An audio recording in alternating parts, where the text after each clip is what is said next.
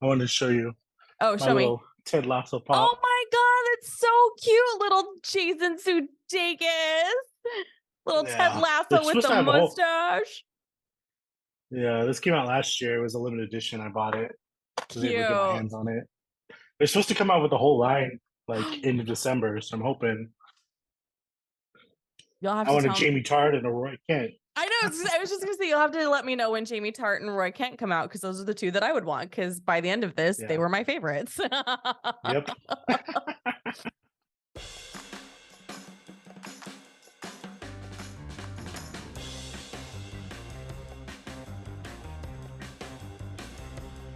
Hey friends, this is Pop Culture Makes Me Jealous, where we analyze pop culture through the lens of race or gender, and sometimes both.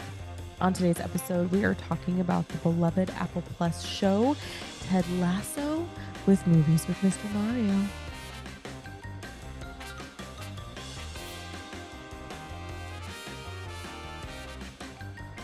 Okay, Mario, I am so glad you're back. You are literally the most frequent guest at this point, I feel like, reoccurring. And I am so excited you're here to talk about Ted Lasso. Ted Lasso. Ted Lasso. I love So, Ted Lasso. me too. So, friends at home, if you are new to the show, Mario is a movie reviewer. You can find him on Instagram at Movies with Mr. Mario, and he has been on this show a lot. And yeah, welcome back, Mario. Well, thank you. Thank you for bringing me here, especially talking about one of my favorite shows of all time. Oh, I love that it's one of your favorite shows. I had no idea. Yeah, it Maybe is. I It's did gone down. know. I think I did know. I'm just really bad at being like a friend. I know. If I would have coordinated this better, I should have shot this at work because I have like my belief sign in my cubicle. I have my Ted Lasso Ah, calendar. I have that's little so cute. figurines, magnets everywhere. I So love it. my I whole love it. cubicle is decked out. Oh my gosh, I'm so excited for this chat then. Because I don't actually think we've ever had a full-fledged deep convo about Ted. I think we mostly just like in passing have shared tidbits. So this Back is and gonna, forth. Yeah. yeah, so I'm excited. Okay, friends. So if you aren't familiar, Ted Lasso hit Apple Plus on August 14th of 2020. And normally we hit the Googles for a summary, but I really liked what Variety had to say in 2020. So here it is. Quote from Variety, August 2020. Developed by Sudeikis, Brendan Hunt, Joe Kelly, and Bill Lawrence, Ted Lasso takes a couple shortcuts to breeze past the rather unbelievable premise of even a fictional Premier League club hiring an American manager with zero experience. Having recently won AFC Richmond in a messy divorce, new owner Rebecca wants to get revenge on her cheating husband by tanking the franchise he's loved all his life. If this sounds an awful lot to you like 1989's Major League, you are not entirely incorrect. Ted, always game for a challenge and wanting to give his wife Michelle some space, takes Rebecca up on her offer to become manager alongside his taciturn right-hand man, Coach Beard. End quote. And I think that's literally episode 1. So, Way back when. way back when in the throes of COVID-19, which none of us want to relive. So, we're just going to briefly talk about how Ted Lasso came at a time when we all felt more out of sorts, realizing humanity is weird, and wondering if we'll ever see kindness again. Enter Ted Lasso. RogerEbert.com had this to say about the first 3 episodes. Quote, the story's gooey nature is fair game, but it's nearly maddening by how unfunny it is, specifically being based around someone the world could use more of. In its first couple of episodes, especially, the series is dry when getting to know Dacus's one-note ray of sunlight and filled with played-out jokes like the pronunciation of Jif or a plethora of culture shock moments like Lasso calling tea hot brown water. Like much of the show, it all feels very safe, which is often a nice word for lazy. End quote. Do you think that reviewer regrets what they had to say? Right? It's hard to deny the magic of season one. With quirky characters and men women can undoubtedly fall in love with, the show endeared viewers from all over. Anyone with Apple Plus couldn't stop discussing this show. So, over the course of its 3 seasons, so far, the show has 156 awards nominations and 75 wins. This includes in 2021 and 2022 Outstanding Comedy Series, Jason Sudeikis winning for Outstanding Lead Actor in a Comedy Series, Brett Goldstein for Outstanding Supporting Actor in a Comedy Series, and in 2021, Hannah Waddingham won Outstanding Supporting Actress in a Comedy Series, as well as loads of Emmys for other writing and directing. So, the finale of Ted Lasso aired May 30th, 2023. And at the time of this recording, that was yesterday. This episode is going to be devoted to all 3 seasons of Ted Lasso. Did I miss anything in No. that? Okay. I always like to make a disclaimer though. If you have not watched the show, this is a spoiler Filled. show. Yeah. So if you haven't watched it, come back after you watched all 3 seasons, then come back and listen to us. Yes, let's have a moment to pause so that way people can turn off the app, their podcast player. Moment's over. Hey, in 2020, that seems such a long time ago. It feels like so long ago. But I gotta say, I think that was one of Apple TV's first Because one of their first shows, wasn't it? Because Apple TV was pretty new. Yeah, they weren't. They were kind of making a big deal about how they were going to produce original content. The morning show was one of them, which they keep bringing back. And we covered it on this show. We covered season 1 on this show, and I refuse to cover season 2 because I'm going to say it. I understand I will be blackballed for this, but the morning show is trash. I didn't get past season 1, so yeah, because it's trash. Season 2 wasn't even any, and then they're coming back for anyway, that's not why we're here. We're here to talk about Ted Lasso. Yeah, Apple TV in general was trying to make a mark on the streaming services because obviously we were all at home, so that's all we had was streaming services. Yeah. So Apple TV was came out from behind and was probably one of the last streaming services to hit, but this was one of the first, I think, original shows they put out. One of the first few. So I remember seeing the trailer and I was like, oh, that looks kind of cool. And because I had just gotten Apple TV, I was like, well, I might as well try it. Were you one of the ones who got it because you bought an Apple device, so they gave it to you for free? I want to say I think I did. Because I had Apple TV for free for so long that when I got charged for it finally, I was like, what the shit is this charge? Because we are an Apple family. So I bought a new MacBook, I bought a new phone, I bought an iPad. So it's like I'm like replacing all my old tech, and they're like free Apple Plus. There you go. But it's actually like the cheapest streaming service. So it's only $5 a month. So I mean, it's not too bad. And they actually have a lot of good content on there, and they put like free movies and actually like good blockbuster movies on there sometimes. So it's kind of a sleeper hit in terms of content because I've been watching Shrinking. I watched all of Shrinking in like one setting. Also a Bill Lawrence, Brett Goldstein collab. Brilliant show. So funny. Stars Harrison Ford and Seth. Nope. Jason Segel. Jason Segel.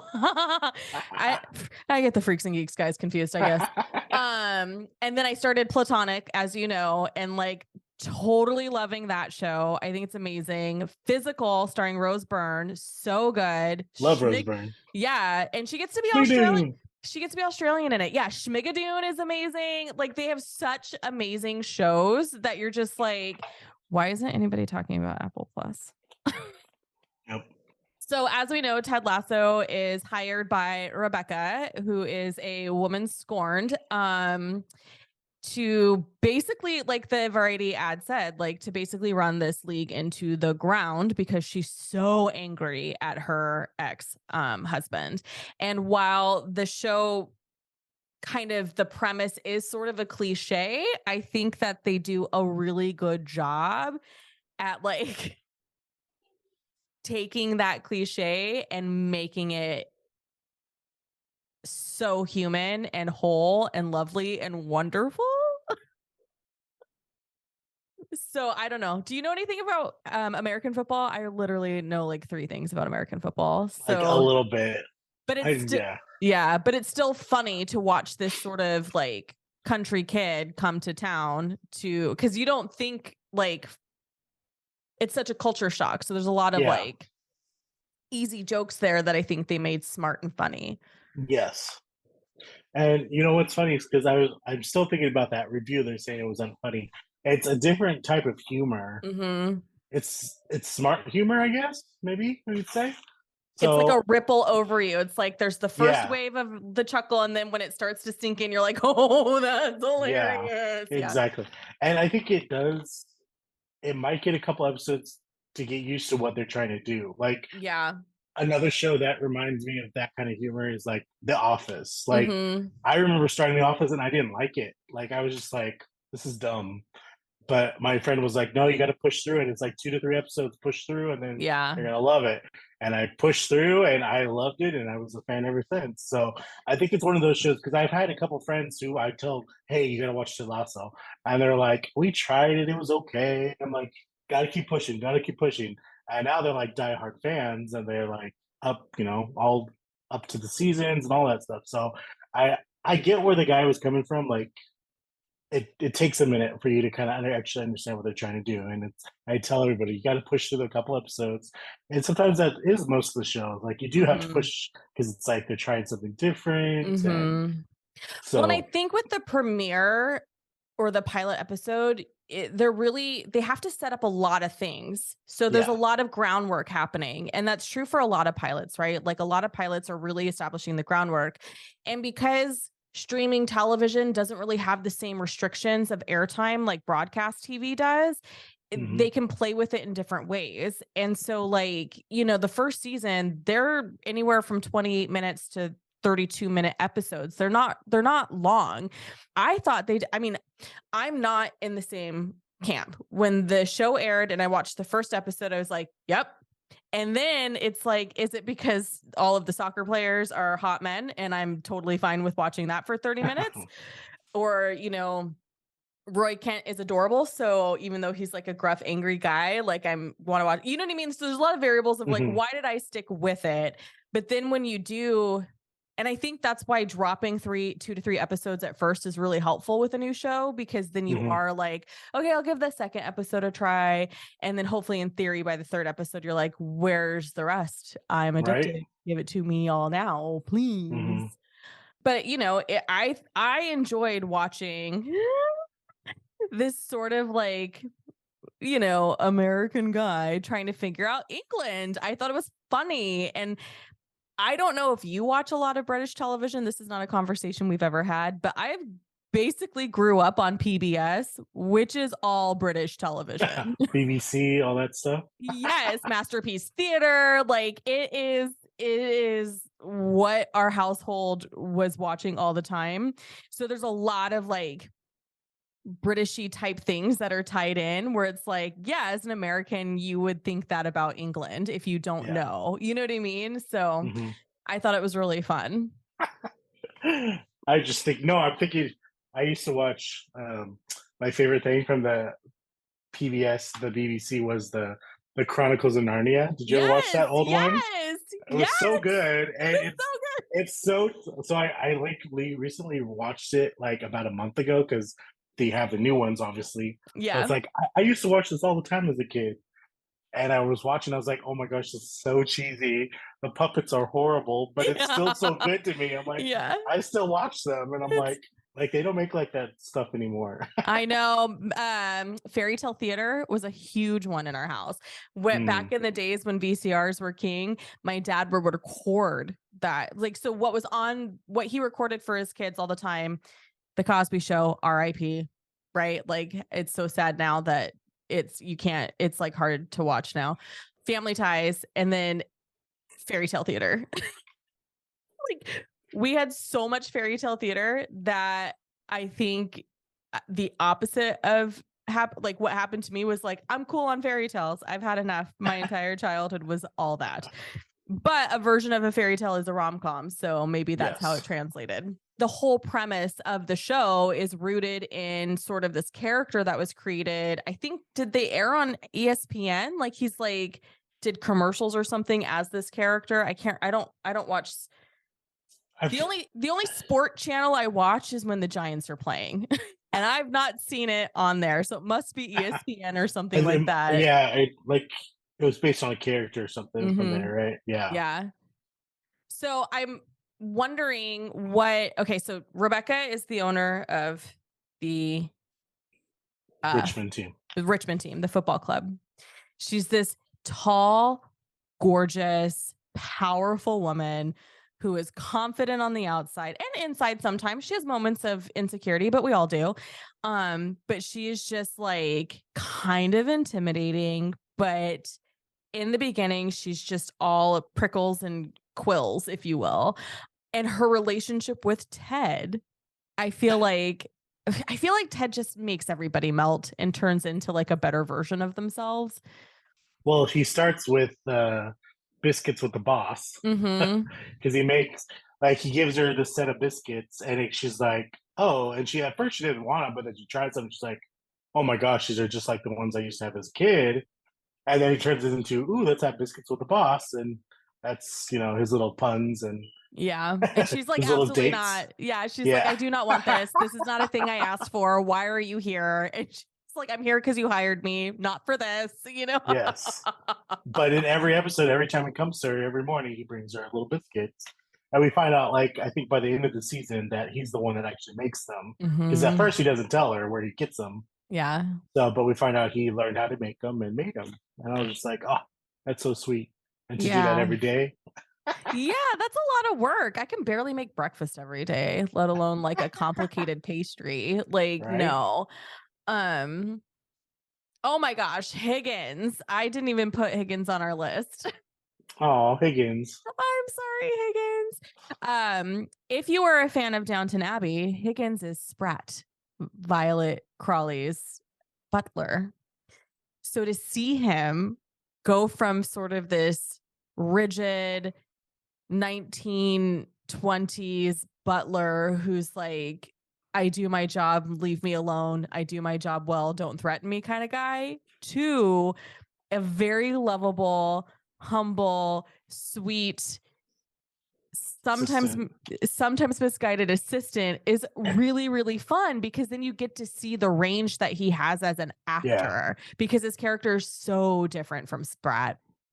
But what I love about the relationship of Ted and Rebecca is that, so one of the things that I am going to backtrack a little bit. The internet was constantly spinning theories about how, like, oh, Ted and Rebecca are going to get together. Ted and Rebecca have this tension. Ted and Rebecca, Ted and Rebecca, Ted and Rebecca. And for me, I was like, no, Ted and Rebecca will never, because they have this relationship that is beautiful in the sense that you can have a relationship with somebody and there be no sexual anything Mm-hmm. whatsoever. That has never been, in my observation of the show, that has never been a part of their connection. Other people might think and be picking it up, but what I see is like Rebecca going from, I want to destroy this thing, to, oh, like Ted humanizes it for her. And Mm-hmm. therefore she uncovers this layer of herself that is warm and kind and wants to do better too. And when somebody does that for you, there's this appreciation and adoration that comes with it that is strictly platonic. And I feel like that's Ted and Rebecca. Mm-hmm. And I think they both discovered, like, as their relationship grew, they're easy to talk to. Mm-hmm. Like Rebecca, at first we said she's intimidating. People are very like pins and needles around her, but like Ted Lasso doesn't care. He's like, oh, just another person that needs love. And Mm-hmm. I think for her, it's somebody that's genuine and listens and stuff, and she didn't have that in her marriage whatsoever. And I think because everyone's so pins and needles around her. It was a nice change of fresh air for her to have someone listen. And then it Yeah. just, as they grew, they became comfortable with each other, and it was a very platonic relationship. I didn't want them. I was the same boat. I didn't want them to get together. I didn't think they were ever going to get together. I liked their relationship as their friendship because Mhm. it was strong, and they both helped each other through anxiety and funerals and death and all that stuff. So I think it worked that way. Yeah, and I think they're so much alike in a way that you don't see it until the relationship develops and unfolds for the audience. Hmm. Like Ted has a lot of pressure on him because he's a leader in a premier league. Rebecca has pressure on her because she's in a male dominated industry. They both have these sort of weird surface relationships with their parents. And we don't learn a ton about Ted's family, and that's like a slow burn for his storyline. Like we get little by little. We don't know much about his dad. We don't really learn anything about his mom until season 3. Whereas we get a lot of Rebecca's mom throughout all the seasons. And with the death of her father, we really get a lot of intel in that episode as well. But I think because they both understand what it's like to have to be the rock, and they have very different approaches on how they are the rock for the people in their lives, Hmm. they have that mutual respect there too. Hmm. That's good. Okay, so I want to move on to Keely and Jamie because in season 1, we meet Keely. Jamie's the darling of the team. He is the best player. He is the young hot shit. His name is Jamie Tart. They turn the Baby Shark song into his name, and it's fucking adorable. And because he's a hotshot football player in a Premier League, he's got this gorgeous model girlfriend who is Keely Jones. There's so much about this relationship. I don't even I don't always know I don't know how to begin. There's a age gap we learn about where she's like where cuz I think Jamie's supposed to be like in his early 20s and when the series begins, Hmm. and we know that Keely's a little bit older cuz there's a point where she makes a comment of like, I've been dating young hot professional athletes, Football players, yeah, yeah, or athletes, whatever. since I was 20, and I'm not 20 anymore, and it's not cute anymore. So like we don't really I don't know if they ever fully give us our age, but we know that there's an age gap. There's Yeah. also an emotional intelligence gap because Jamie is hot shit, full of himself. He knows he's hot shit. He knows he's the best player on the team, and he kind of treats Keely in a way that a 20-year-old would probably treat their girlfriend if they were rich and hot shit Hmm. and didn't have a fully developed brain yet. But Keely is played by Juno Temple, and Jamie is played by Phil Dunster, and they're so freaking adorable. Hmm. And I just love them. And I think their story over the 3 seasons is really interesting too, because Keely has a major growth where she's just like, they're at a fundraiser, and I forget which episode number it is. And actually, this episode's brilliant because we learn so much about all of them in this episode. Hmm. Because that's also the point where Rebecca's like, "Ooh, I have a moral obligation to share with Keely what Jamie is really up to, and I didn't realize that until just this moment because my ex-husband also screwed me over by cheating with lots and lots of women." And I think Keely and Jamie, when their relationship finally dissolves and we find Keely and Roy together, it's a really interesting contrast with how Keely doesn't change because of who she's with. She Hmm. grows in a way that is very crucial to her character, but we see her still be who she is, regardless Hmm. of what guy she's with. Hmm. He's very kind and is always looking out for everybody. Yeah. And it's such a pure of heart. Her heart is so pure, Hmm. like in a way. Like there's a scene when Ted first comes on and Rebecca's trying to like sabotage everything, and she hires a photographer to take these photos of Ted and Keely and print them out of context. And Keely's like has a friend who finds out and shares with her like, hey, these are going to be the front page, but I've stopped it for a day. So then Keely's like, what is happening, Ted? This is bad. And then they bring it to Rebecca's Rebecca, attention. and they have no idea Rebecca has done it. So then Rebecca's like, oh no, I know the owner of the Sun. I can kill it. And so they kill it. But then when Keely finds out that it was really Rebecca, she doesn't attack Rebecca. She doesn't like do any petty bullshit. She just says to Rebecca, this is wrong.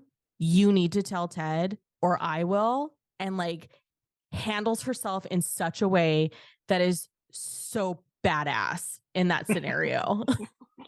And then she forgives Rebecca and they become best friends. Which is so wonderful because I feel like we all too often have scenarios where the women are the foils of each other and fight the entire show, and we're not seeing like modeled friendships. The show is just a model of how to be a human and have relationships, period, because it's so refreshing to see two women have conflict, resolve that conflict in a mature way, and still manage to have a friendship. Mm-hmm. And support each other in their ventures eventually. And I Yeah. think that was a good thing about Keely too, is she's very observant too. And I think because she didn't really know Rebecca too well, she just knew her because she was dating Jamie. But even before that, she was like, "Oh, girl talk" and all this stuff, and Rebecca was kind of like thrown off because, again, Rebecca always came off, intimidating, but Keely wasn't intimidating no matter what. She was like, "You're a badass," and like she was just in awe of her. So it's like Mm-hmm. Keely Keely didn't see any of that. Like she just saw the good in her, even though Mm-hmm. she did find out and told her, professionally, like, stop it. Like she still loved her and still helped her out. And Yeah, it's like Keely's like, hey, I don't buy into or believe in the bullshit that we have to fall into where we're in competition with each other. We're just a couple of gals who are here, who are awesome, who have our own set of skills. Why are you trying to fuck that up? she's a very caring. I mean, Keely is very caring. We see that in her PR, like when she gets hired for the club in season 2, and she's doing all this stuff. She's making sure all the guys are comfortable, Mhm. making sure their needs are taken care of, and then even when they break up, her and Jamie break up, like she still checks on him, like Yeah. she still, "Hey Jamie, how are you?" and stuff like that. So, and then in season 3, we see her making sure Jamie's okay because he ends up going through a hard time. So it's like she still cares about him, even though she may not be in love with him. Mhm. So it just shows the power of kindness through Keely too, and I loved Keely. Yeah. Who was your favorite character in the whole show? Could you My pick one? favorite is it's hard. I think Jamie Tart is still my favorite. Mhm. I liked him since day one, even though he was a douchebag in the Yeah. beginning. Like it's like I don't know. I always knew it's like I guess it's that kind of stereotype character. It's like he's a douche, but then in the end he's gonna like find something and turn around. So I don't know. I always have a weakness for those kind of characters.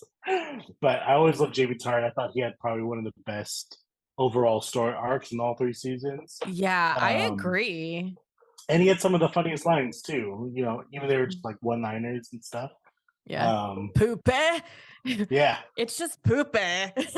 My terrible British accent. But every time he would be like, you guys, it's just poopy. And you're just like, oh my God, it's so dumb, but I can't help but laugh. right. But yeah, I would say probably Jamie Tart's my favorite out of Mm-hmm. everybody, but I love everyone. Roy Kent, Keely Mm-hmm. Jones, Ted Lasso. And I think Jamie has the most obvious growth. Like it's very much in your face because he, like you said, like we've talked about, he's this hot shit. His foot was kissed by God, quote from Roy Kent. And he knows it.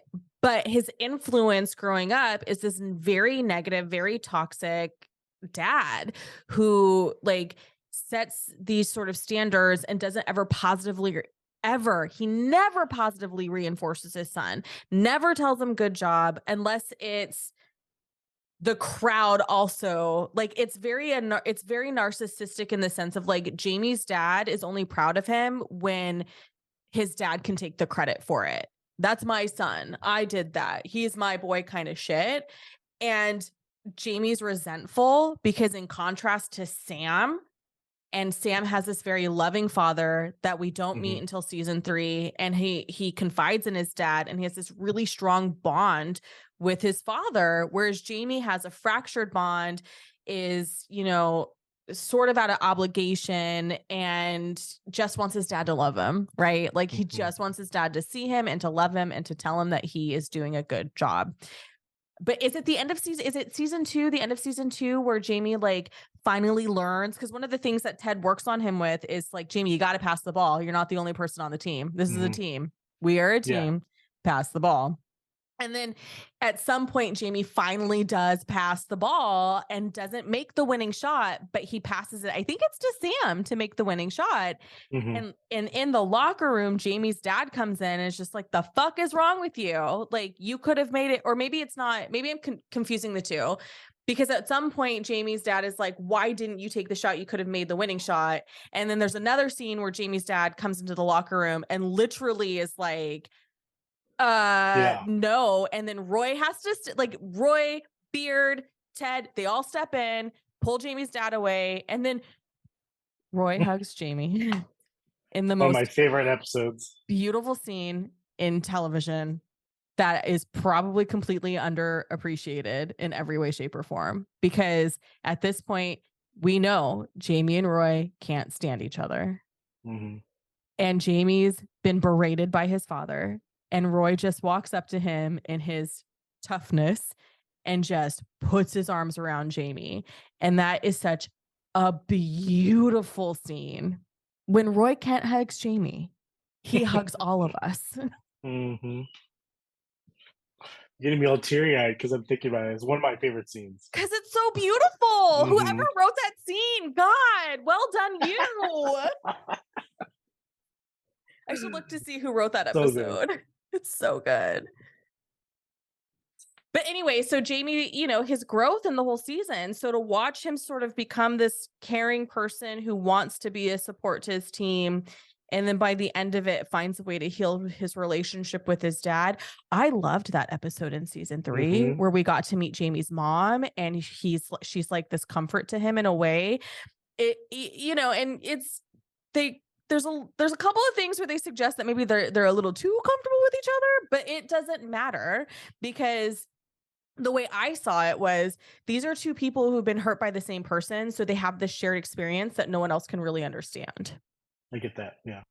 And he's just so adorable and delightful by the end. So I think his growth is the most obvious throughout the entire series. Everyone has so much growth though, and everything. Roy has so much growth. Yeah. They really do. It's like Ted Lasso takes these characters who could become villains and redirects them in a way where they don't become villains. Because the only villain that can exist is Rupert, which it makes me very upset that Anthony Head, our beloved Giles, our beloved who protected Buffy and did right by all those children, was the villain in Ted Lasso. But he played a good villain though. He did, and it makes me so upset because I'm like, okay, now I need to watch Buffy as a palate cleanser so I can get back to thinking that Anthony Head isn't a terrible person. But did you like, so yeah. He's horrible. He's so horrible. And it's funny because it's like, so throughout the whole seasons, you know, he's trying to make people's lives miserable, trying to do this, trying to do that, and people put him in his place, and he still does it. And then towards the end, it's like Rebecca doesn't even care anymore about him. Like she's like, he's gonna wreck himself. Basically, he's gonna bring himself down, and we see that in the finale. Like he does it to himself. He destroys his image, and it's funny because I was reading this article about the parallels of where we started to where we're ending, and in the stadiums, in the beginning of the seasons, everyone would call Ted a wanka because he was, you know, he's horrible. So the whole stadium would call him wanka, wanka, wanka. So now they had stopped because he was doing so good, but now they're pointing to Rupert. Rupert and calling him a winka, and it shows the whole contrast. So like, Yeah. and even Ted kind of noticed it, like, hey, that's not me. They're calling that. It's you know he brought it on himself. He really did. And you know what? The whole time I was like, I think Rupert is the it symbolizes misogyny and patriarchy. Like he is that character. He literally is that. He's Mhm. everything about the patriarchy that's bad for everybody. He's everything about misogyny that's bad. And with Nathan is this sweet, adorable, just timid guy. And as they develop Nathan's character, you see that he has sort of this darkness to him, and it kind of grows. And then he ends up being, somebody we hate by season 2. But that's like a blatant thing that he does, right? And so throughout season, or does he do it at the end of season? In the season It's 2. in the season 2. So, but throughout season 1, I was seeing little things about Nathan where it's just like, oh, I don't actually think you're a good guy. I just think because you are not intimidating looking and very, very quiet, people think you're sweet and adorable. Because I think he even he misreads things all the time Hmm. and then internalizes those things and makes himself the victim. Like when they brought Roy on to be the coach, and Hmm. he sort of shouts at Ted, like, you praised me, you praised me, you praised me, and then nothing. And I was like, have you never had a job before? You cultivate and nurture the newest employee, and then you move on once everyone's settled. Like, that's how that works, Nathan. Ted did not turn that's how I saw it. I didn't see it as Ted turning Hmm. his back on him. I saw it No. as Ted sort of doing what he does as a head coach, but then Nathan feels rejected and starts to grow this hatred towards Ted.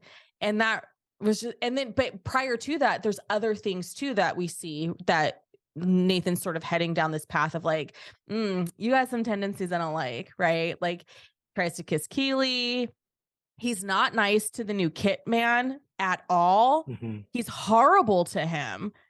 Like, how is that how you treat people? I'm not into that vibe. But I love that when he does kind of take on West Ham and is the head coach there, he sort of sees what he could become through Rupert and what Rupert Hmm. is. And he makes the Didn't like it. realization, I don't want that. Yeah. Yeah. I still don't, I'm like, Nate still has tendencies though. Like I was in a debate with somebody on with a friend of mine on Instagram about Nate, and they're like, well, I can see, where he's coming from and why he's this way. And I'm like, I don't give a fuck. We make all these reasons for a certain type of man and all these excuses for a certain type of man. And then he does these horrible things. And we're just like, well, we get it because his dad's mean to him. And it's like lots of women and other men and other people have parents who aren't nice to them. They're not behaving this way. I was gonna say I did like in season 3 where he. It's funny because that the hostess at the restaurant that he goes from season 2 and season 3. Like Jade. I always liked her because she never really said anything Mhm. until really season 3, and then we find out how cool she is, and I think she's kind of the one that did help him kind of see things too because she called him out and she kept him accountable too. Like she saw right through Rupert. Like the first thing, she's like, he's not a nice guy. Like that was her first time meeting him, and she Mhm. already could tell that he's a not nice guy. And she knew that he wasn't supposed to be at the restaurant. Like he had, better aspirations and stuff like that. So it's like I was like all in for her. I was like so excited that like she actually like liked him because it was like she's very genuine, but she also pushed him and kept him Mhm. accountable. So Yeah, that's something that the team of Ted Lasso does really well. They take these characters and they provide a world and support that pushes them towards their better selves. mhm. And I love that. And even with the Rupert and Rebecca dynamic, when he used to get to her, Rebecca has been around Ted enough and her and at the funeral when her mother's like, I don't let him get to me. I think he's a twat and I hate him and I hate what he did to you. But it's so much fun to watch him be confused as to why I'm nice to him. And it's like she finally gets it, right? So like every single character where there's somebody who pulls out something negative about them, there's a counter character, like a counterpart that pulls them in the direction of rise above that, be a better person. And I love that about the show because it's not overt, it's not blatant, it's not in your face. Mhm. There's no like preachiness about be a good human. They're just demonstrating what it's like to have nuance and to consider that nuance in others. Mhm. It happened very naturally. Like, it was just Yes. it happened very naturally. And I loved it. Okay, so what did you think about Ted and when they about the scenario of when they brought in Dr. Sharon Fieldstone, which I think is a nod to Sleepless in Seattle and Dr. Marcia Fieldstone, but I could just be overthinking it. I don't know. But it has the same sort of rhythm. The way they say Dr. Sharon Fieldstone has the same rhythm that it does in Sleepless in Seattle, so that's why I kind of think that. Mhm. But what did you think about them bringing her in and then in that Ted's response to her being there? I liked her. I think she was very funny and she was very, like, to the point.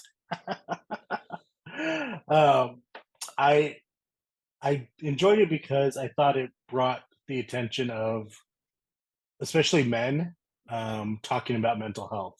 Mhm. And I think for men, it's like it's very scary to share their emotions because we live in a world that's like hide your emotions and you're the man, so you got to be tough and all that stuff, and especially in the sports world. And so I think bringing her in um, kind of opened that door, and like you said, naturally of being able to open your emotion. And I think watching Ted kind of struggling to share, like, is something like we could all relate to because it's like Mhm. we're opening ourselves up to a stranger. Like, what are they going to think? Are they going to judge us? Like, I'm not perfect. I'm not this. I'm not that.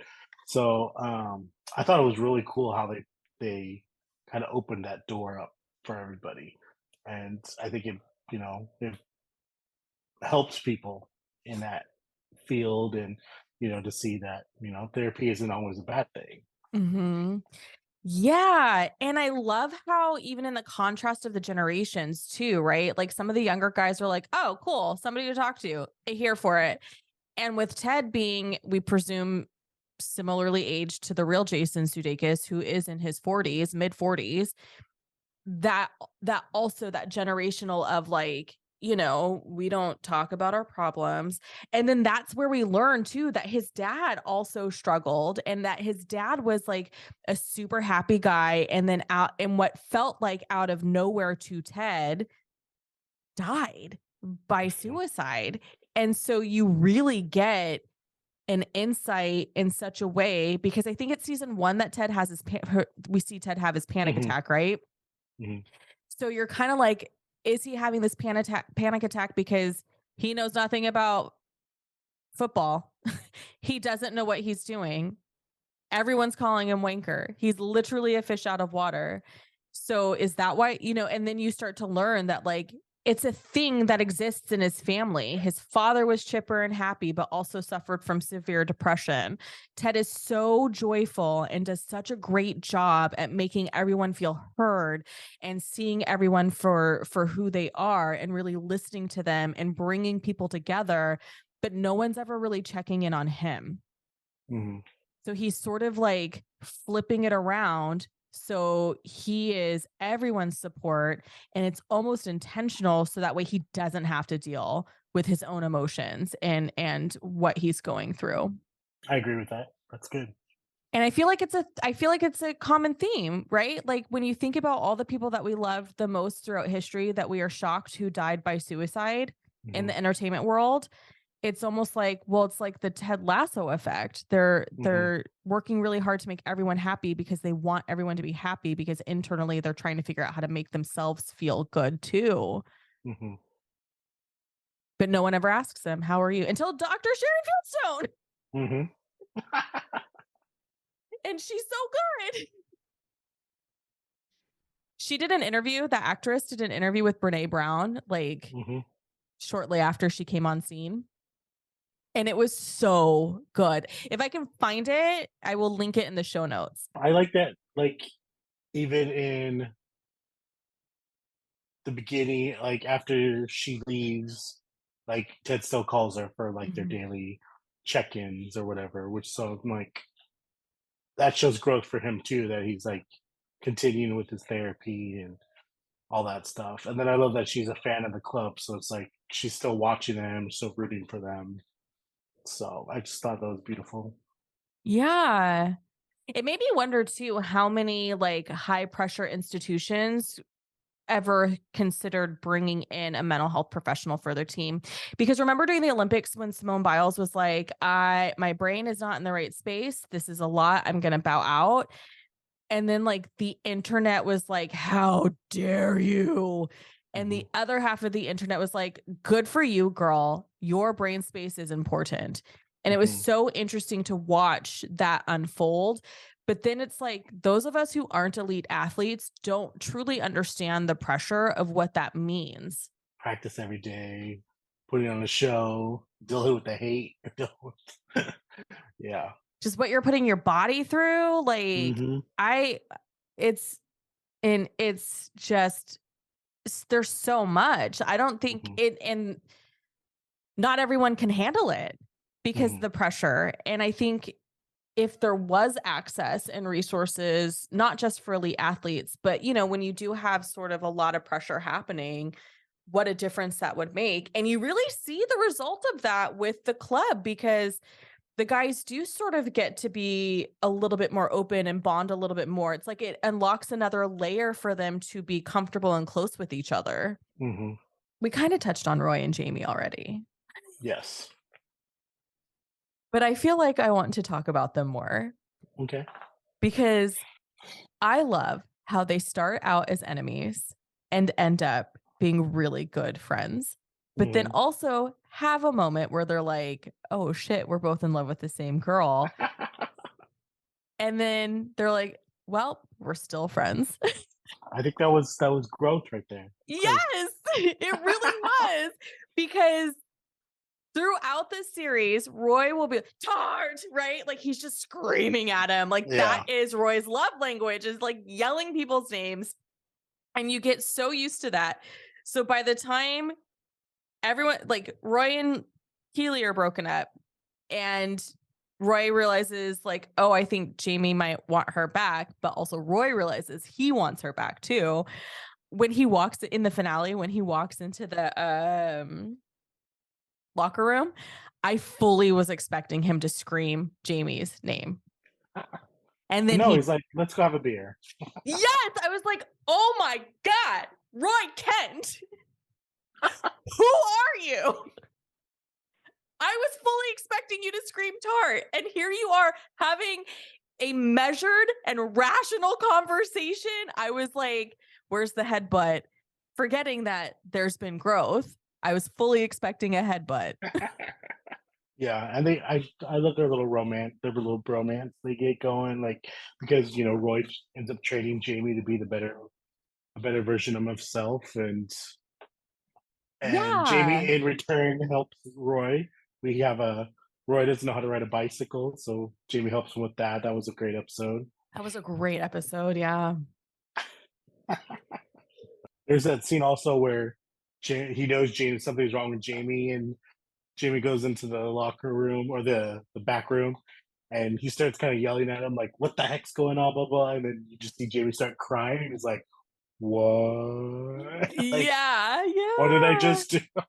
Yeah.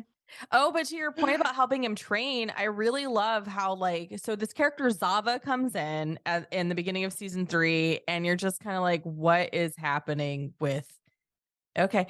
But he's so good and Jamie is so unimpressed by this character.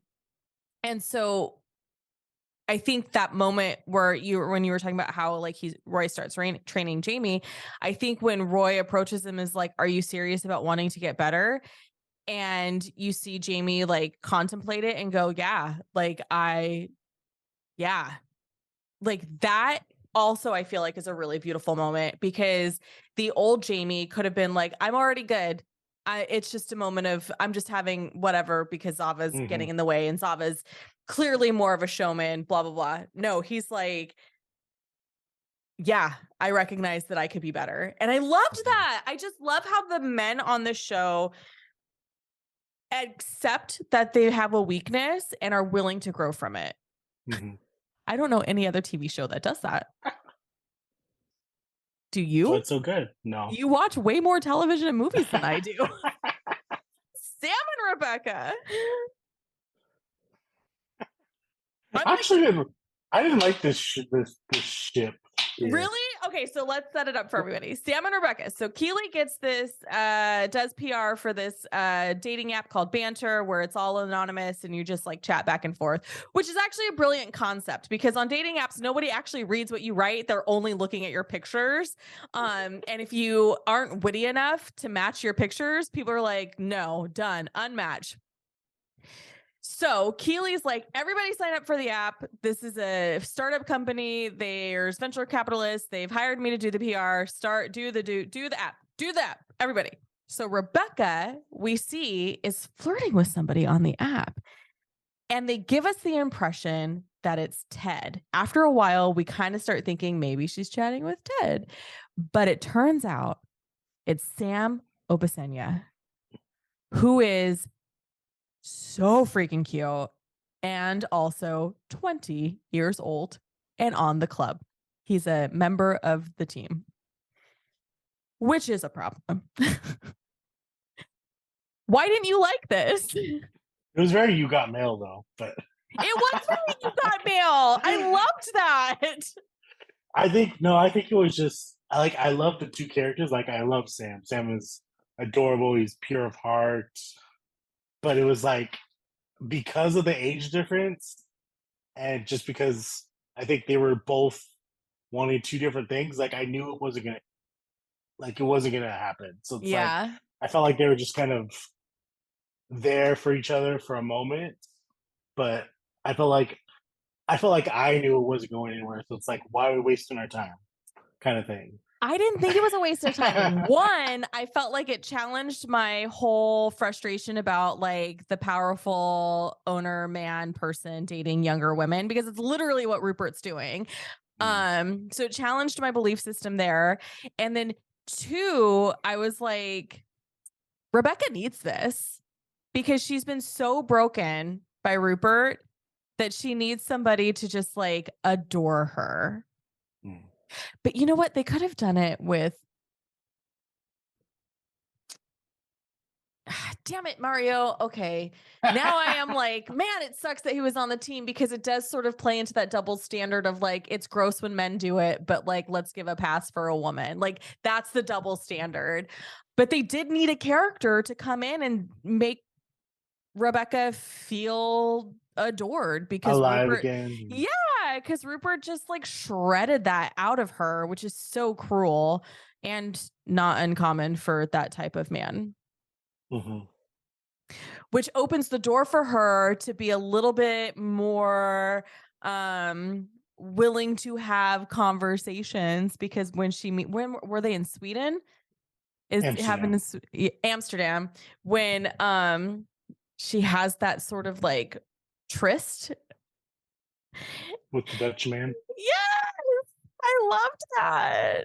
I know. I was like, but then I didn't realize that they never got each other's names. Yes, that was the best part. And then it was like, so spoiler alert, at the very end, she ends up meeting him again, and it's like, which I was just like, oh my gosh, I'm so excited, because I loved him for her, and it's just like, that just opens the door. Yes. And then when they sit there in each other's names, I was like, oh, that's right, they didn't know each other's names. Like, they kind of left it like that. Yeah. So I loved it. I loved the whole thing. And like so in season 3, Rebecca's mother is like, please go see my psychic. She's totally willing to take you on, but it's like a screening to make sure like that you're good enough for her type of shit. And Rebecca's like, your psychic is full of shit and takes money. She's a charlatan, but sure, I'll go meet with her. And then like they meet and the psychic's like, oh my God, there's a green matchbook. And it was knight in shining armor, but knight on a white horse. What was it? Knight in shining armor? It was shining. It was I don't remember. They basically like did something to scramble knight in shining armor. I don't remember exactly how they worded it. And then like, oh, you're gonna have kids. And Rebecca, who's like a middle-aged woman, is like, fuck you to say that to me. Like, that is cruel, that is mean, and how dare, and leaves. So then later, if I don't know if it's the same episode or a later episode, I can't remember. She's at Sam's restaurant because at this point, Sam has opened a restaurant where there's Nigerian food because he has this whole storyline that happens between like whether or not he's going to leave the club to go play for a team in on the continent of Africa. But he decides that he's not ready to leave England and to leave Richmond yet. But his matchbooks at his restaurant are green. So then Rebecca's like, maybe the psychic isn't full of shit because good psychics are not full of shit. Good psychics know what they're doing. And so then it's like, okay, so then everyone's sort of waiting with bated breath of like, oh my God, Sam and Rebecca are going to get together because, you know, they're going to have kids and he's got the green matchbook, but it never actually like like that's sometimes the thing with, you know, going to get a psychic reading. It's never like written out for you like a story, like a book is, right? Or a TV show. It's very much like, here are the pieces.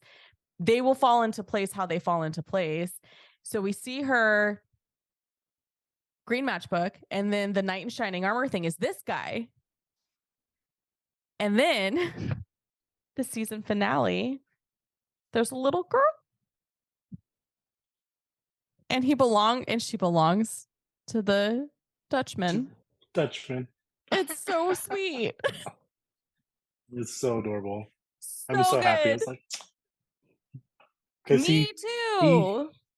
He adored her. He worshipped her. Yeah. Like, you know, I was like, oh. How did you think? Okay, so before you went into the series finale, what did you think was going to happen? Do you remember? Because I had a conversation with somebody on Tuesday and I was like, here are my predictions. And I was right. Well, I thought Roy and Keely would get together, but it didn't happen. Okay. So I knew Ted was going to go home. Like, I felt like that was the only way. That's the only way you're going to stay. Yeah, like Ted going home is literally the only way you can end it. I knew Coach Beard would stay. I knew. I thought Nate would probably become a coach by the end of the. I guess he did. Did he become a coach? He became assistant coach again. I feel like they still kind of left it vague. Yeah. I knew Colin's boyfriend would probably show up. I thought that was beautiful, and then I think that was really it. Yeah, like the predictions I had. Yeah. So I knew they would win. The Colin storyline in season 3 was unexpected for me because we did not get a ton of Colin in seasons 1 and 2. So I was really glad that they brought him in a little bit more. I did realize through his storyline that like there's a lot of advantages of living in California. Yes, I live in a red county. With that said, there's still a lot more openness here in our red county compared to other states currently in the union. And I was very surprised that somebody under the age of, I assume Colin's under the age of 25, would feel the need to be closeted. And then I realized that in professional sports, that's still a thing. Because when I was looking up like how many athletes are like out open gay, the number is still really small. So I was like, okay, Ted Lasso, good for you. Like, I mean, I hate that like Colin felt like he had to live a secret, but I loved how much his team was like, we love you more. Like Mm-hmm. he was so scared about like not being supported and like people being like awful about it. And then like his team was like, we got you, boo. And that I loved that, because I think so often coming out stories are so tragic, and we have so much Mm-hmm. in our television history of tragic coming out stories, that like this was just so beautiful to see his friends be like, we're hugging you. We're sorry that we didn't create a space where you felt like you could tell us, please don't ever hide anything about yourself ever again. Yeah. And it was funny because his good friend Isaac, who's the captain, was like Yeah. mad at him for the whole episode. And he's Yeah. like, what did I do? Like, why did I? Well, it was an accident that he found out, but Yeah. he was Yeah. like all worried that like he's not going to accept me. And we find out the whole reason he's mad is like, why didn't you tell me? Like, Yeah. we're best friends. You didn't tell me. Like, Yeah. so I thought that was kind Yeah. of cool too. Yeah. I But agree. I did like the one thing that kind of got me was the whole Trent Krim. So Mm. Trent Krim, he's another close of my favorite characters since Yeah. season one. Yeah. Trent Trent Krim from Krim, The the Independent. independent. He's great because in one of the early episodes of season three, he sees Colin Hmm. kissing his boyfriend. So I was like, oh my goodness, is he gonna like out him, or is he Right. gonna? I'm like Trent, do not like screw my vision of you up. Like, please do not out him. Like, Yeah. please do not. And then I kind of thought about it. Like the next episode, I was like, I wonder if Trent like relates. Hmm. And we do find out that he does. He's in the same. Oh, he's in the same. Playing field. I they didn't really they didn't really establish if he was like high like in the closet. Like I felt like I think it was like he's out of the closet, but he just didn't promote it. Like he didn't Yeah, like. like he's not like going around telling everybody that he's gay. But Yeah. he definitely, he has a mug, his coffee mug is usually an indicator, right? Like he's got some sort of like pride thing happening with his mug. And Hmm. then when I realized like, oh, they've been kind of telling us all through season 3 that Trent is probably not hetero. You just Hmm. don't see it until you find out and then go back and rewatch the season. Hmm. And I mean, it sparks a nice little conversation between him and Colin. Mhm. That was such a beautiful episode too, Yeah. talking about the experiences and stuff. So I was just like, so yeah, another subject they tackled very well and very Yeah. naturally. Yeah, and I love that they gave us more about Trent this season, because in seasons 1 and 2, he Yes, really is like that hard-pressed fella journalism guy. And we but only it's really cool get to because know him even in it, the press conference. Yeah, go ahead. yeah, but even though it's like, even though he is that hard guy, he's still rooting for Ted. Mhm. Like he has that lunch date with Ted, and he's like, Ted Lasso, yeah, may not know anything, but he really is genuine. Like, Yeah. and then like when he gives up Nate as his source of who told everybody about the panic attack, like he's like, as a journalist, I do have to write this, but as a friend, like I'm Mhm. letting you know this is who told you. Like, Yeah. and he lost his job Yeah. because of it, but he's Mhm. like, I bounced back, and then I loved how they did incorporate him in season three. Was I'm Mhm. gonna write a book about you guys, and I was like, oh, that's awesome. Yeah. So, Yeah, and I do, and it's interesting too, because I love how there was a consequence to his action. So like mhm, he's sort of playing with fire when it comes to his journalism integrity by revealing a source.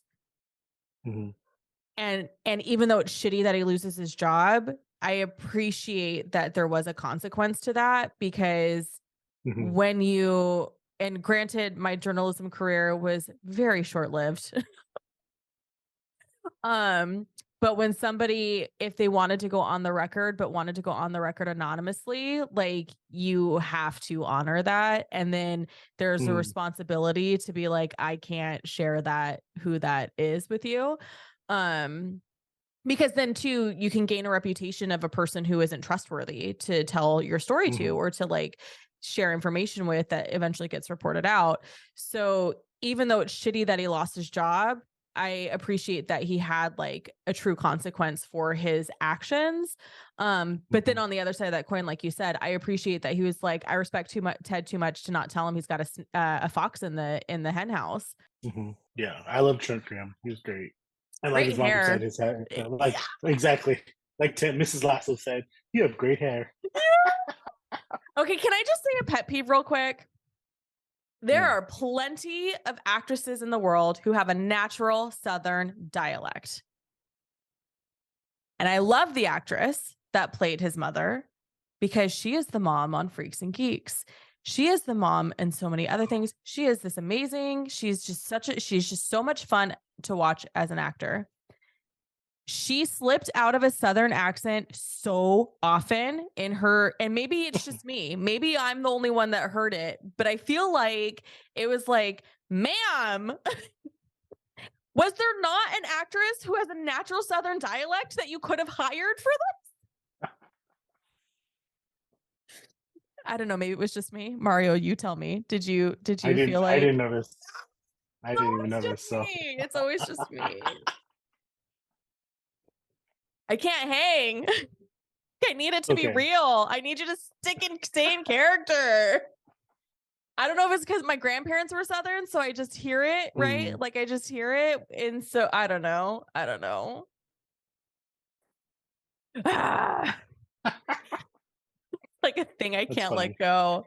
Aw. Anytime there is actors that are trying to have a Southern accent, but I know they're not Southern, like I love the TV show Ginny and Georgia for so many reasons. But the actress that plays Georgia, I don't know. I can't with her Southern accent. It sounds fake. And sometimes when she talks too much, it pulls me out of the show. But again, that's just me. Other than that, the show is brilliant. The writing's brilliant. The acting's brilliant, and everyone should watch it. It just got renewed for, I think, season 3 for sure. And I think also a season 4. So I'm very excited about that. That is on Netflix. Ginny and Georgia. Ginny and Georgia. It's Never a seen in great. my life.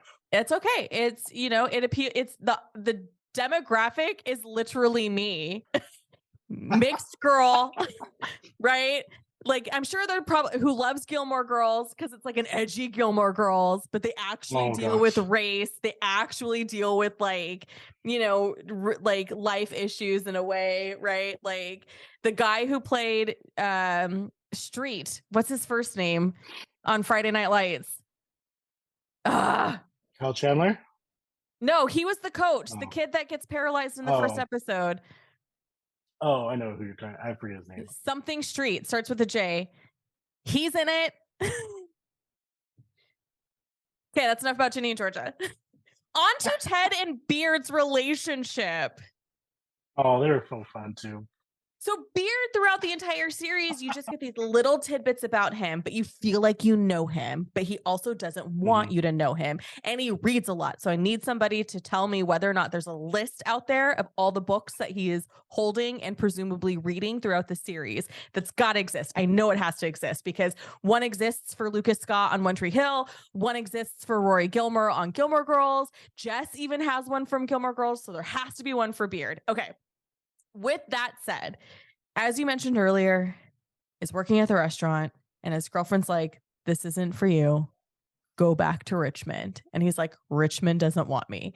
And then we have a scene between Ted and Beard where Ted's like, hey, Beard, stop being a dick about Nate. So then Beard goes to Nate's house and has this conversation. The most revealing we've ever received about Beard. Just tell me everything about Beard. Tell me if you liked him. What did you like about him? His growth. I need to hear everything from your perspective, Mario. Coach Beard is great. Very weird, but that's why we love him. That's why we love him.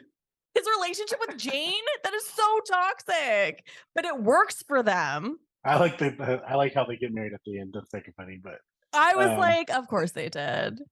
Of course they got married. But just his like facial expressions too and stuff. And my favorite scene from him is where they ask Roy to be the coach and he's like no, and then we got the whole "She's a Rainbow" montage. Yeah. And then he's like, "Hey, coach," and then blah blah blah, and he's like, "Shut up," blah blah blah. It's like you had me at coach, and then you see Coach Beard go, It's like that famous line.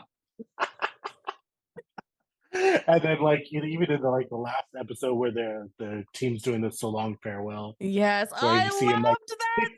quickly he quickly like wipes the tears off his eyes because he Mm-hmm. can't show.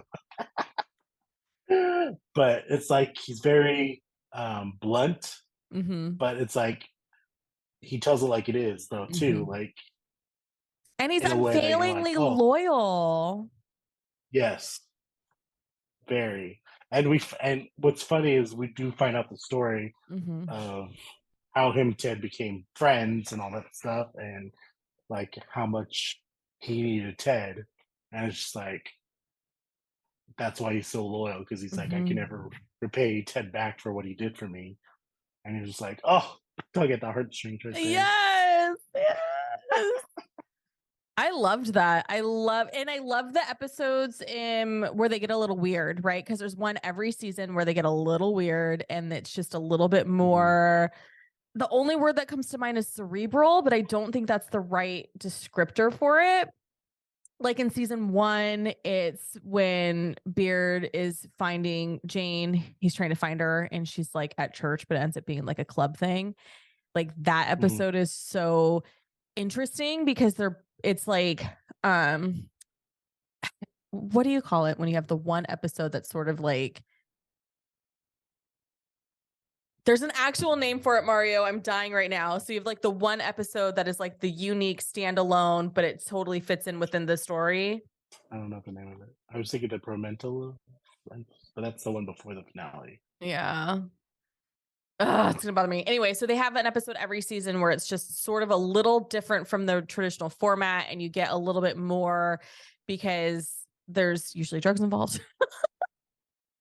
Like in season 1, I think it's season 1 is when he's chasing after Jane and he ends up Mhm. like, running into Jamie's dad. Oh, is it season 1 or season 2? Season two's where no, that's season two because they lose and he's like he has to go. He runs into Jamie's dad in season two. In the alley. Yeah. Okay. So that's Yeah, season 2. mhm. I cannot remember But the he's one. chasing Jane. He's Right. looking He's for trying. Jane in season one. Yeah, Is that not the same that's episode? I don't remember. Everyone, No, that's not the everyone, same. That's everyone not the at same home is like episode. yelling at us right now because we're like doing this wrong. No, number two is where he's just depressed, so he's gonna go have a night onto himself, and he just like runs into the random places and stuff. But I thought he was like trying to It's find Jane in that. And he runs into Jamie's was dad in the he? alley. Beard After Hours is episode 9, season 2. After the semi-final defeat, Beard sets out on an all-night odyssey through London in order to collect his thoughts. But he's also trying to find Jane, I thought. And then in season Hmm. 1, this is like, why is this so hard? I've seen this series all the way through, with the exception of like the last 3 episodes. Because the other one that's like kind of gets a little weird is when they go to karaoke. They're in Manchester, right? But none of these are giving me in season 1.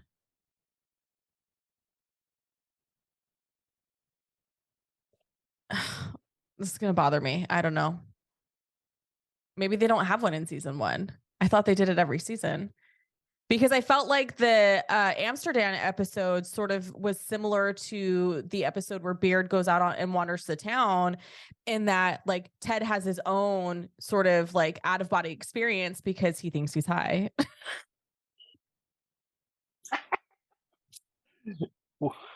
Is that which is the one where he's the David Bowie cover band? Well, that's a whole different episode, isn't it? Remember, he gets dropped off at the from the bus, or what? He gets dropped off out the bus from a van of people, and it's like, oh no, Ziggy Stardust. It's Ziggy Oh, Stardust. that's season 3. It's Oh, okay, episode okay. 6. because he's dressed, right? Like he's wearing, and that episode is called Sunflowers. And here's the descriptor. A friendly match takes the team to Amsterdam, where one night unlocks truths for many. And I'm like, you guys could have described that better, but okay. Because essentially in that episode, Beard acquires drugs for them to take. I think it's like, is it mushrooms? Or is it some kind of tea, ayahuasca or something? I don't know. As you can tell, I don't know drugs, so I'm not helpful in trying to explain what they took, but they put it in like hot liquid. And so it's because it's and so Ted drinks, Ted's like, I can't do it. I can't do it. I can't do it. Cause Ted's so straight edge, it hurts. And like, then eventually like, and as Ted's sort of wavering of like, I can't do this. I can't do this. Beard's like downed it all and is like, all right, I'm out. Like, peace, brother. And then Ted's like still back and forth, and then he takes a sip, and then it's like unlocks this whole thing, and he wanders and he ends up at this American restaurant where like the food is atrocious, and each room is a different city, but it's called by like the Windy City, the Big Apple, not by the actual city name. And then he has this huge revelation of how to unlock sort of this like soccer block that they have while playing. And then Beard gets dropped off and goes, man, Ted, it's a good thing you didn't take it. I felt nothing. And Ted's like, what? What do you mean nothing happened? I was fine. Dang, Coach Beard.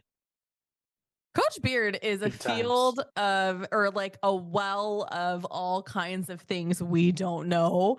And if they were to do a spinoff show, I'd be so curious, because what else would we learn about Coach Beard? Right?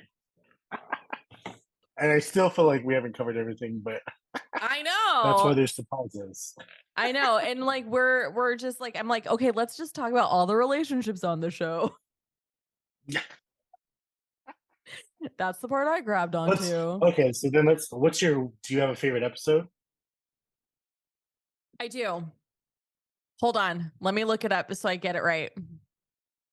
Oh God, this is actually really hard because I love. Okay. This is a hard question. Okay, I love the episode where Roy's retired. We know he's retired and he is coaching his niece's soccer team. Love that episode. Okay, we're gonna do this by season because we just are. Okay, I love the episode in season 1 for the children, which is the episode which has the incident we referred to earlier, where Rebecca approaches Keely and is like, Keely, I have to be honest with you. Jamie had 2 +1s. You are one of them, and the other gal who bid on him is the other one. And I'm very sorry that I'm telling you this late in the game, because I felt like that was such a pivotal episode in terms of how the relationships changed for so many people on that show and kind of sent us into the trajectory that we went down in season 1. So that's my favorite episode in season 1. I also love the episode where it's called Make Rebecca Great Again, where that's a good one. Where I think they're in Manchester, right? And Ted meets Sassy for the first time.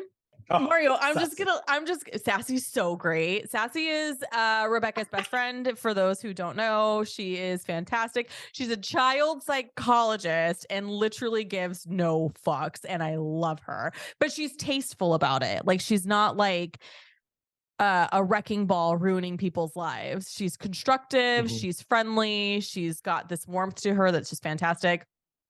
But then also after that episode 8, where they're in the pub and they're trying to like we find out Rupert has purchased like part of the club back because it's not in his name. It's in his girlfriend's name, who also happens to be named Rebecca and is probably 20 years younger than our Rebecca. And then Ted's like, guess what I'm going to do? I'm going to swindle that motherfucker out of showing up to any game. So that way you, boss, don't have to be bothered by him. So those are the ones that I love in season 1. What about you? In season 1, probably my favorite one is Trent Krim, the Independent, Oh where my we God, kind of that's such a good episode. that's the one where he follows him around. Like that's probably my Yes. favorite episode in season 1. Yeah. Season 2, I have 2. Carol of the Bells, which is the Christmas Oh, episode, so good. That where we episode is so where we good. find out all the orphans, they call him, to come over to Higgins' house, Yes. and then Rebecca delivers like the presents and stuff. Yeah. And then Rainbow, that's the one where Roy becomes a coach and Yeah, that's does a his great little montage, running montage. that's a Such great a good episode episode. too. Mm-hmm. And then I don't is it I think it's Headspace is the one where the whole confrontation between Jamie and his dad, and then we get the infamous Roy and Jamie hug. Yes, I think you're right. Yeah. So those 3 in season 2. Season 3, this one's a hard one because there were so many good So, episodes. and you know what? Um, Season 3 got dragged by people. People hated season 3. I don't know why. I thought it was really good, but I thought it was good too. It doesn't have the same magic as season 1, but that doesn't mean it's not a good season. You know what I mean? mhm, Okay, tell me your season 3 favorites. yeah. Um, Dang. I would probably say the Sunflowers. So that's Sunflowers. the Amsterdam one. It's a great Yeah, episode. where we meet, Yeah. where like kind of everybody kind of does their thing. Mm-hmm. That's the infamous Roy and Jamie bike lesson too, which was Yeah, kind of cool. so good. So, and then the finale I think did really well, Mm-hmm. wrapping everything up and bringing everything full circle. And Yeah. And the but episode, one thing, sorry, go ahead. oh, go ahead. Um, so one thing that I was reading was so during the season we have these 3 guys that are always at the pub, and we have this Oh pub my that's run God, by I May. love those guys. And By May. May. I can't believe May we is haven't this brought him up sweet, yet. sweet old lady who's kind of like um, she's the owner, she's the bartender, so she always has some like wise thing Mm-hmm. to say to whoever stops by, and we see various characters throughout the season stop at the pub, and she always gives them advice, and she's always rooting for the team and stuff. Mm-hmm. Um, but we really never, I we never really get the names of the 3 guys. But if I was reading that on the shares, because in the end she buys a bunch of shares and she gifts them to her, gifts Mm-hmm. them to those 3 guys, that they're all named after flowers. So it's like Basil Primrose, Jeremy Bloomith, and Paul Lafleur. And I guess somebody said that May's last name is May Green. So it was like she was like the gardener, and I that love she that. would take care of these guys, Yeah. and just kind of like the gardener and the flowers kind of thing. And I was like, oh my gosh, yeah, that makes a lot of sense because Mm-hmm. throughout the season she would take care of guys, and when they were being dumb, she knocked sense into them and give them Mm-hmm. the wise words and all that stuff. So it's just like, oh, so beautiful. Like just to like think like somebody thought of that. Yeah. Yeah. That's the thing about Ted Lasso is like you can watch it once and enjoy it. But then if you continue to watch it, like if it becomes, for me, it's like a comfort thing, right? Like when the world is a dumpster fire and I'm just like, I can't handle the news anymore. I turn on Ted Lasso because it feels good. It like makes me feel good and it reminds me that, there are decent people in the world, even if they are fictional. And you just get something new every single time out of it because they were so thoughtful with how they addressed everything.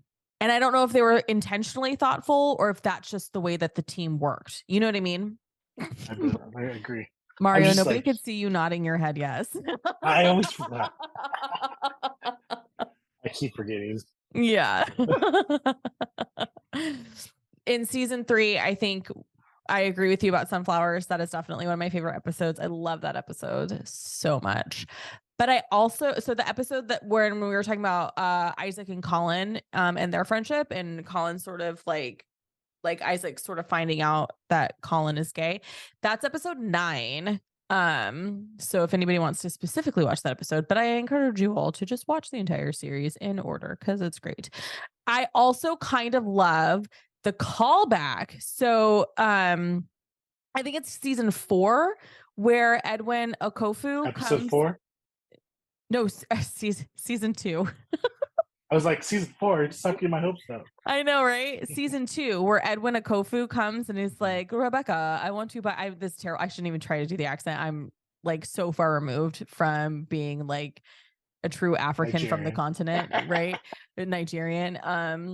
And but like Edwin Okofu comes up and he's like, I would like to buy Sam Obasanya's contract. Sam Obasanya, come play for Nigeria, be a Nigerian, be a true Nigerian and play for Nigeria kind of stuff. And then like, that's when Sam's like, you know, I'm not ready to leave England yet. And he's kind of in the mix up with like, that's when he's in the middle of his relationship with Rebecca and they're trying to figure out what they're doing.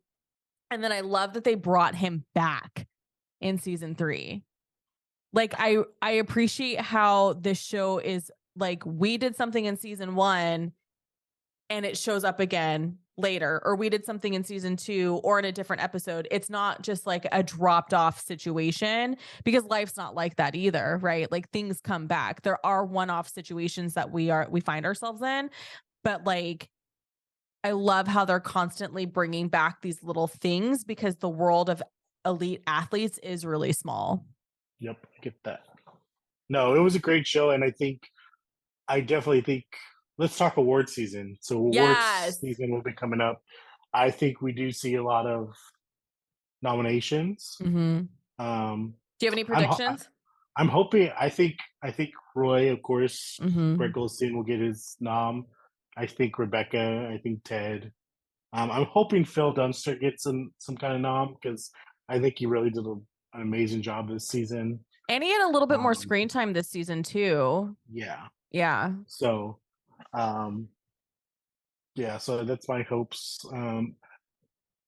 It's always hard because it's like for comedy series, there's so much good comedy out there right now. So it's like Mm-hmm. it's such a tough category. I can see them winning because it was the last season, and sometimes shows like to Yeah. honor that.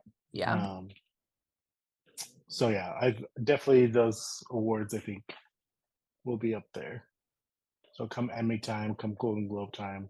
It's going to be interesting to see too how the writer's strike affects award season. True. Because Ted Lasso's been done for a while. Like that we've Mhm. known from the gossip columns.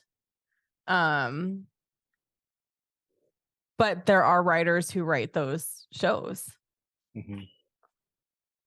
Not that I'm saying I want the writer's strike to last that long because award season is still like 4 months away. When are the Emmys? September? September. So they usually announce them in July, I think. Yeah. So July is a month away. I mean, they would still announce the Do the nominees. nominations. They Yeah. just wouldn't have a show. Mm-hmm. Kind of like the what was it that just what award show just was it the Tonys? That they oh no. The Tonys are usually in June, but I What thought, there was a show that they didn't want people to go to because even though they were nominated. I forget what show just happened. oh, the MTV Awards. Was that one? Yeah, because Drew Barrymore backed out. She's like, in Yeah. solidarity with the writer's strike, I'm not going to do this. And I Mhm. actually don't. Did the show still go on? It wasn't aired. I don't think it was aired. I don't remember because I remember thinking, I do because it was right when the writer's strike started. It was Mhm. literally like the writer's strike started Tuesday, the first Tuesday in May, and then the MTV Awards were literally that Sunday. So like I was like, this feels icky. I don't think I want to watch it. Because we Mhm. were in the beginning of the whole thing still feels icky. Let me just throw that out there. Like, please stop telling people that anybody can write. That is not true. Mhm. And Ted Lasso, I think, is a really good example of having strong professional writers be the creator, be, the in the room doing their job in a way that is giving us a beautiful story that has an amazing arc through all 3 seasons. Yeah. Pay writers what they deserve. Yep. And it's always when people tell me, "Oh, anybody can write," it's always the people who are the worst at writing, even in their emails. So you're just like, "Do you not? Okay, yeah, anyone can write." Oy. Mm. Mario, I appreciate it when you come to the show. I appreciate when you like when I frantically text you, "Oh my god, we have to record in a couple of days cuz the finale is this day." And you're like, "I'm down. I can do it this day." I appreciate you so much for that. Can you please tell everybody I should actually also appreciate you for something other than an act that serves me. I also appreciate your honest reviews on Instagram because a lot of times, if I haven't seen something yet, I read that first to make the determination if I will see it. So, can you tell everybody where they can find you and support you? You can find me on Instagram at Movies with Mr. Mario, where I do movie and TV reviews of things I'm watching and then share the latest entertainment news from the industry. So it's summer movie blockbuster season right now, and June is stacked. So But like, I'm so excited for Spider-Man. Like, I keep looking at all the, and I'm just like, how am I going to fit this all in? did you did you sign back up for your unlimited so you I don't have to pay for did. this? Good. I did. Yeah. I was like, that is an expense I need to keep because I do not want to pay 12.50 every time I want to see a movie because I will probably be at the movie theater every weekend. Yes.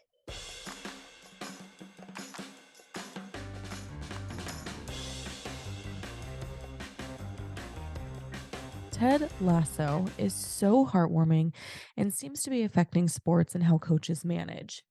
There's a really great episode from the University of Denver's Radio Ed about the Ted Lasso effect. It's linked in our show notes so you can take a listen if you want to. They really dive into the culture of hazing, how the world really does affect team culture, not just how do we build team culture around this sport, but how does the outside elements of the world, when we talk about gender and race, equity and equality, all of those things affect team culture. And in that in the interview, they really dive into it.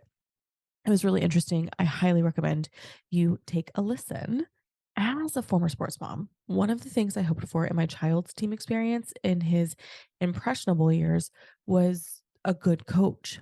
So often, the children's leagues coaches are volunteers, their parents giving up their time. Some have experience with the sport that they're coaching, some absolutely do not. And so we were very lucky to have had coaches who knew what they were doing, were focused on sports and the fundamentals to reduce injury, but they also took the time to create a culture that made the kids feel connected as a team and taught them grace in their wins and their losses. The statistics of student athletes going pro is roughly 1%. And as noted in the Radio Ed episode, teams aren't always talking about culture outside of the team. Again, race, gender, homophobia, etc. What Ted Lasso gives us is a challenge to the athletic culture that includes hazing and horrific behavior.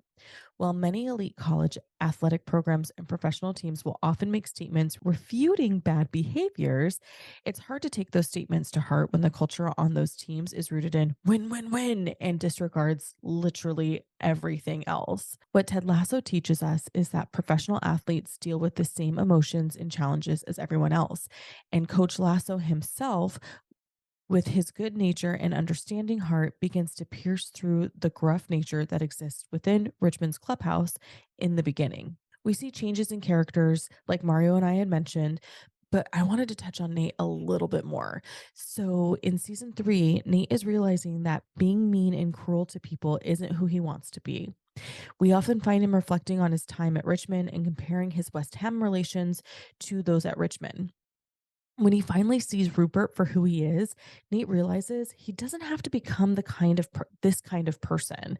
It's almost as though he sees two futures and chooses the one where he's part of a community that's loving. Rebecca in the beginning is cold and determined, but over time she realizes the kindness that Coach Lasso embodies has deeply impacted her for the better. So, what's interesting to me about Ted Lasso isn't just how we as viewers loved the show and its magic, but how it truly is having an impact on coaching and sports in a meaningful way. At the very least, it's calling into question the culture and how it needs to change. giving us tangible examples. Before we close out the show, I wanted to share some changes to our Patreon and some exciting news. So, as you know, we host a live book club every month, and that book club has been open and available to anybody who wants to join because I love book clubs and I love it when people want to get together and talk about the same book. One of the perks of being a Jelly Pops Patreon best friend club person is that you get to vote on which book we read every month.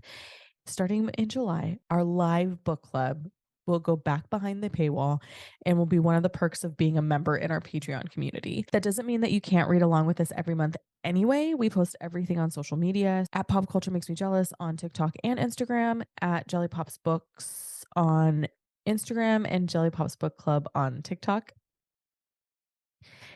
So, with all of that said, we are also launching a new show. It's going to be called the Jelly Pops Book Club podcast. We'll get into book to screen adaptations and other bookish content. It's coming soon wherever you find your podcasts. So hopefully by the time this show airs, you'll be able to find us on Apple. You can already find us on Spotify. If you listen through iHeartRadio, hopefully you'll be able to find us there too. And also look for us on Amazon Audible. In the meantime, thanks for tuning in, y'all. I really appreciate your time today. Pop Culture Makes Me Jealous is produced and edited by me, your host, Julie Washington. And I just want to give a big shout out to our Patreon community for supporting the show. You're literally keeping the show going. We cannot do it without you, and we are so grateful to you, and we hope that you are enjoying all of your fun perks. It is the month of June, and Happy Hour is back. So be sure to check our Patreon for those details. In the meantime, thanks for tuning in, y'all.